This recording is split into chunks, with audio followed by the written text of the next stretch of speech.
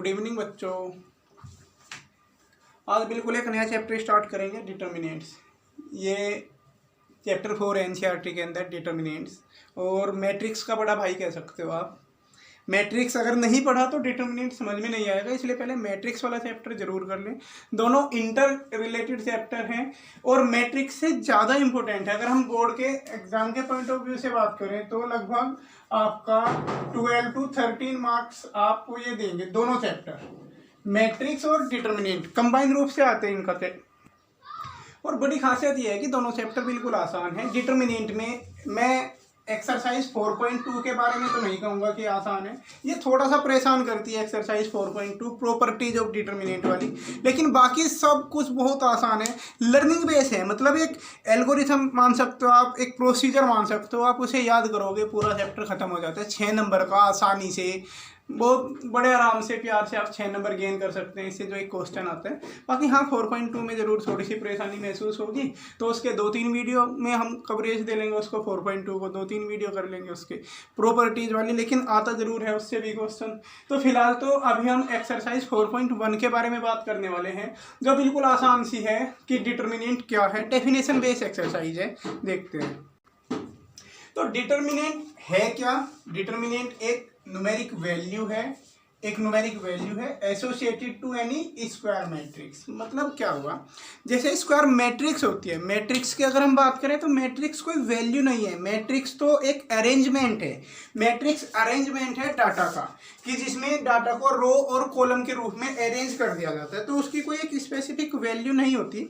लेकिन अगर हम स्क्वायर मैट्रिक्स की बात करें, स्क्वायर मैट्रिक्स 3 टाइप की होती हैं आपकी, या तो 1x1 होगी, या फिर 2x2 होगी, या फिर 3x3 होगी। इस तरीके से 1x1, 2x2, 3x3 ये जो मैट्रिक्स होंगी। 1x1 मतलब जिसमें एक रो और एक कॉलम, 2x2 मतलब 2 रो और 2 कॉलम वाली, 3x3 मतलब 3 रो और 3 कॉलम वाली। तो उन्हें एक नंबर असाइन कर दिया जाता है, उसी नंबर को बोलते हैं हम डिटर्मिनेंट। तो 1 by 1 देखते हैं कि 1x1 की जैसे कोई मैट्रिक्स आपने ली, 1x1 की बात कर रहा हूँ, इसके अंदर सिर्फ एक ही रो होगी, एक रो होगी, एक कॉलम होगा, तो इस तरीके से सिंगल एक एलिमेंट होगा। अब अगर आपको इस डिटर्मिनेंट के इस मैट्रिक्स के डिटर्मिनेंट की वैल्यू लिखनी है, तो डिटर्मिनेंट ऑफ ए को इस तरीके से रिप्रेजेंट किया जाता है, 2 वर्टिकल लाइन के बीच में। देखने में आपको बिल्कुल मॉड्यूलस लगेगा, जैसे मॉड्यूलस का निशान होता है ना। बाय लुकिंग आप मॉड्यूलस और डिटर्मिनेंट में फ़र्क नहीं कर सकते कि ये डिटर्मिनेंट ए है कि मॉड्यूलस ए है। लेकिन अगर किसी मैट्रिक्स के बारे में बात की गई है और ऐसे लिख दिया, तो जाहिर सी बात है वो डिटर्मिनेंट ए के बारे में बात कर रहे हैं। तो इसका ना मॉड्यूलस से कोई कनेक्शन नहीं है। बच्चे यही कंफ्यूज हो जाते हैं कि सर डिटर्मिनेंट ए की वैल्यू नेगेटिव पॉजिटिव हो सकती है कि नहीं। तो इसकी हर तरीके की वैल्यू हो सकती है, माइनस भी आ सकता है आंसर, प्लस भी आ सकता है। मॉड्यूलस के आंसर नेगेटिव तो आते नहीं, मॉड्यूलस तो हमेशा पॉजिटिव रहता है, लेकिन इसका मॉड्यूलस से कोई दूर दूर का कोई भी रिश्तेदारी नहीं है, ठीक है ना, कैसा भी आ सकता है। खैर फिलहाल अगर हम इस 1x1 के मैट्रिक्स की बात करें, तो इसके डिटर्मिनेंट की जो वैल्यू होगी ना, वो यही नंबर हो जाएगा जो भी ये दे रखा है, ठीक है। तो डिटर्मिनेंट ऑफ ए 4 हो जाएगा, या फिर कहीं आपको दे दिया ऐसे -7 दे दिया, तो इसका डिटर्मिनेंट आपको लिखना है, तो इसका डिटर्मिनेंट -7 हो जाएगा। मतलब जो भी वो एंट्री है, जो भी वो नंबर है मैट्रिक्स के अंदर, बस उसी नंबर को इसका डिटर्मिनेंट भी बोल दिया जाता है। 1x1 का आसान है। अब 2x2 का डिटर्मिनेंट देखते हैं।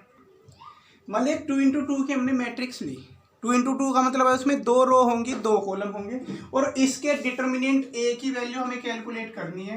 तो आप ध्यान रखेंगे इसमें क्या होगा, इसमें क्रॉस मल्टीप्लाई होती है। आप ये वाली मल्टीप्लाई पहले परफॉर्म करेंगे, यानी 5 की 1 में कराएंगे, 5 हो जाएगा। फिर माइनस करना होता है, बीच में माइनस का निशान लगाएंगे, इसकी इसमें मल्टीप्लाई कराएंगे, 2 3 6, 5 - 6 करने से -1 आपको मिल जाएगा। यही होती है 2x2 के मैट्रिक्स की डिटर्मिनेंट की वैल्यू। तो डिटर्मिनेंट ऑफ ए इस स्थिति में कितना आया, -1।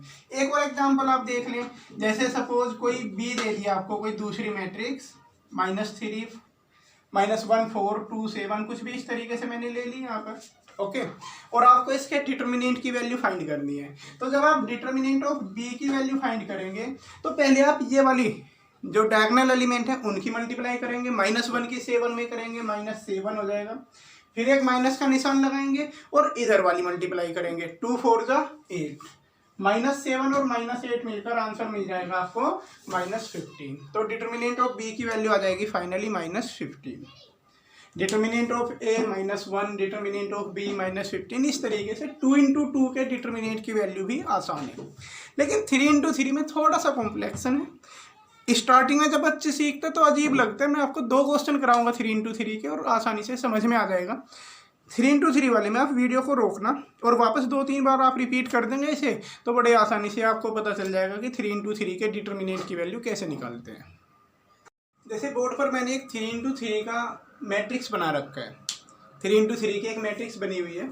अब अगर हमें इसके डिटर्मिनेंट की वैल्यू निकालनी है तो मैट्रिक्स 3 × 3 की मैट्रिक्स के डिटर्मिनेंट की वैल्यू के लिए उसे एक्सपेंड किया जाता है, मतलब हम इसे एक्सपेंड करेंगे। अब एक्सपेंड करने का मतलब ये नहीं है कि आप इन सारे एलिमेंट को फैला के रख दोगे इधर उधर। एक्सपेंड का एक मेथड है, एक तरीका है एक्सपेंड करने का। एक्सपेंड आप किसी भी एक रो या किसी भी एक कॉलम से कर सकते हैं। इसमें टोटल 3 रो और 3 कॉलम है, यानी हम इसे 6 तरीके से एक्सपेंड कर सकते हैं। कोई भी एक रो, जैसे मैंने लिख दिया एक्सपेंड बाई R1, आप R2 भी ले सकते हो, R3 भी ले सकते हो, C1 C2 C3 कोई सा भी लिया जा सकता है। लेकिन खासियत ये होती है कि आप कोई सी भी रो लो और कोई सा भी कॉलम, आंसर सेम आएगा आपका, यानी डिटर्मिनेंट के आंसर यूनिक होते हैं, सेम आंसर आएगा। आप R1 से एक्सपेंड करके देखें या C1 से, मैं आपको दोनों तरीकों से एक्सपेंड करके दिखाऊंगा। R1 से भी आंसर उतना ही आएगा जितना C1 से एक्सपेंड करने पर आएगा। ओके, क्लियर है इतनी बात। अब एक्सपेंड करेंगे कैसे, क्या मेथड क्या है एक्सपेंड करने का, तो वो समझिए आप। जैसे अगर हमें इसका डिटर्मिनेंट कैलकुलेट करना है तो सबसे पहले क्या होगा, जिस रो से हमें एक्सपेंड करना है उस रो के आप 1 बाई 1 एलिमेंट सिलेक्ट करना शुरू करेंगे। इस रो के अंदर 3 एलिमेंट हैं, 3 1 और 2। तो सबसे पहले आप 3 लोगे और इस 3 से रिलेटेड रो और कॉलम को यहाँ से ड्रॉप कर देंगे। समझना बात को, पहले आपने 3 लिया, 3 से रिलेटेड रो और कॉलम, इन दोनों को आप ड्रॉप कर दें। जैसे ये रो और कॉलम यहाँ से हटाएंगे तो आपको ये 4 एलिमेंट दिखाई देंगे। इनसे आप एक 2 × 2 का डिटर्मिनेंट बना लेंगे। ये बात क्लियर हुई कि ये कैसे आया।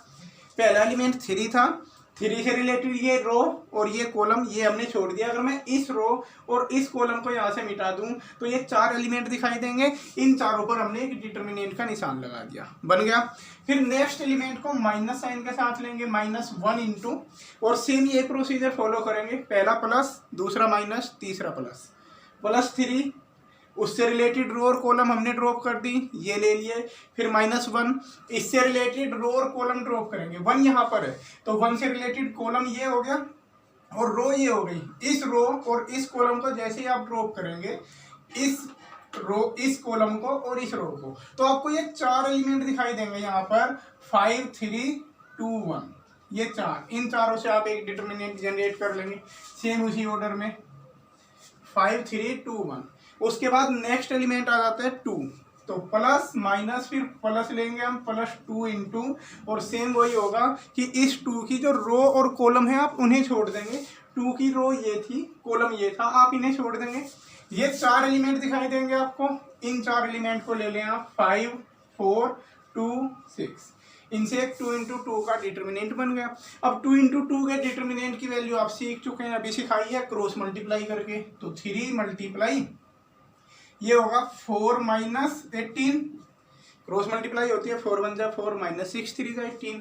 फिर -1 मल्टीप्लाई, ये हो जाएगा 5 - 6 और +2 मल्टीप्लाई में आएगा आपका 5 6 = 13 -8। और इस कैलकुलेशन से फाइनली जो भी आंसर मिलेगा वही इस डिटर्मिनेंट की वैल्यू हो जाएगी। तो ये सारी कैलकुलेशन परफॉर्म करने के बाद डिटर्मिनेंट की वैल्यू 3 आ जाएगी। तो इस तरीके से हमने देखा कि अगर R1 से एक्सपेंड किया तो इस डिटर्मिनेंट की वैल्यू 3 आई। अब इसे हम C1 से एक्सपेंड करके देखते हैं। मैं आपको दिखा देता हूँ कि दोनों से वैल्यू सेम आएगी।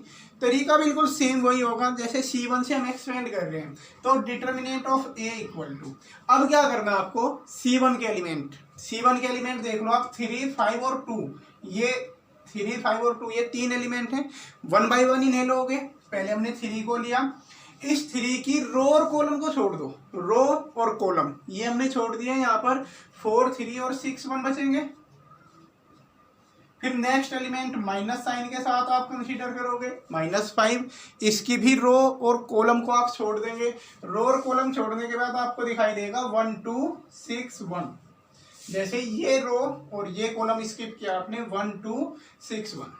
ओके, कुछ कहीं मिसिंग लग रहा हो तो वीडियो को रोक के वापस देख लेना, रिपीट करेंगे आप इसे 2 बार, समझ में आ जाएगा कि R1 से कैसे एक्सपेंड किया और C1 से। और दोनों से नहीं करना होता है, किसी भी एक रो या किसी भी एक कॉलम से एक्सपेंड करोगे। ये तो मैं सिर्फ इसलिए कर रहा हूँ जिससे मैं आपको ये समझा सकूँ कि आप किसी से भी करो आंसर यूनिक आता है, आंसर इसका 3 ही आएगा। इससे भी करके देखते हैं। नेक्स्ट एलिमेंट 2 और ये है 2, नेक्स्ट एलिमेंट इसका, इस 2 से रिलेटेड रो और कॉलम छोड़ देंगे आप। ये 4 एलिमेंट दिखाई देंगे आपको 1 2 4 3।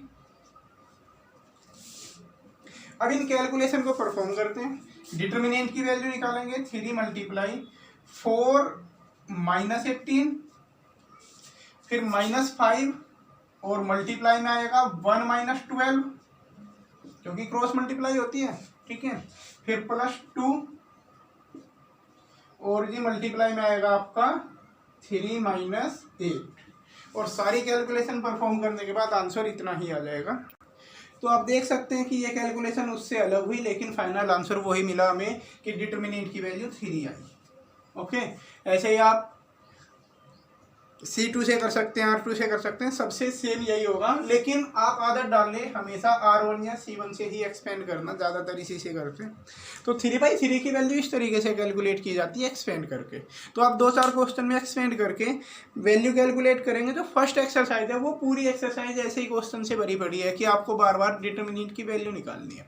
अब डिटर्मिनेंट और मैट्रिक्स में थोड़ा सा डिफरेंस है, उसके बारे में और बात कर लेते हैं।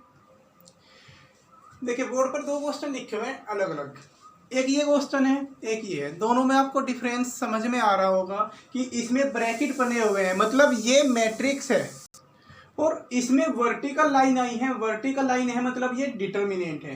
तो मैट्रिक्स में अगर आपको इस तरीके का क्वेश्चन मिल जाए, तो मैट्रिक्स में आपने बहुत क्वेश्चन किए होंगे, में कंपैरिजन की जाती है कि कोरस्पॉन्डिंग एलिमेंट को इक्वल रख दिया जाता है। A11 को A11 के इक्वल, A12 को A12 के इक्वल कंपैरिजन करेंगे तो वहाँ से X Y Z वगैरह जो भी वेरिएबल की वैल्यू कैलकुलेट करनी है वो कर लेते हैं आप। लेकिन डिटर्मिनेंट के केस में कंपैरिजन नहीं होती। डिटर्मिनेंट के केस में इसकी वैल्यू आप अलग फाइंड करेंगे, उसकी अलग फाइंड करेंगे, और दोनों वैल्यू को इक्वल रख दिया जाएगा। ये फर्क आया समझ में? मतलब मैट्रिक्स में कंपैरिजन होगी, डिटर्मिनेंट में पूरी कैलकुलेशन होगी, इस साइड की वैल्यू अलग। तो जैसे आपने कंपैरिजन की x की वैल्यू 4 और दूसरी कंपैरिजन आप कराएंगे x + 2 = 6, तो x की वैल्यू यहाँ से भी 4, तो फाइनली x की वैल्यू आपको 4 मिल जाएगी। लेकिन उस डिटर्मिनेंट की अगर हम बात करें, ये वाली डिटर्मिनेंट इसके इक्वल है, तो तरीका क्या होगा, आप पहले वैल्यू कैलकुलेट करेंगे x, इस वाले डिटर्मिनेंट को क्रॉस मल्टीप्लाई से होगा x - 3x - 6, इधर वाली मल्टीप्लाई माइनस करेंगे, इक्वल टू उस डिटर्मिनेंट की वैल्यू 4 - 18। ओके, इधर कैलकुलेशन करके -2x बन जाएगा, और उस साइड की कैलकुलेशन करेंगे, अब यहाँ से x की वैल्यू आपको 4 मिल जाएगी। तो हमेशा ध्यान रखना, मैट्रिक्स में कंपैरिजन होगी, डिटर्मिनेंट में कंपैरिजन नहीं होगी। दोनों साइड की डिटर्मिनेंट की वैल्यू निकाल के उनको इक्वल रखना होता है। तो एक्सरसाइज 4.1 में इसी टाइप के क्वेश्चन है, करके देखना आप। और कल मैं आपको 4.2 बताऊंगा, और 4.2 में यकीन मानिए सबसे ज़्यादा अजीब लगती है बच्चों को, डिफ़िकल्ट लगती है एक्सरसाइज, तो उसे डिस्कस करेंगे कल। ओके।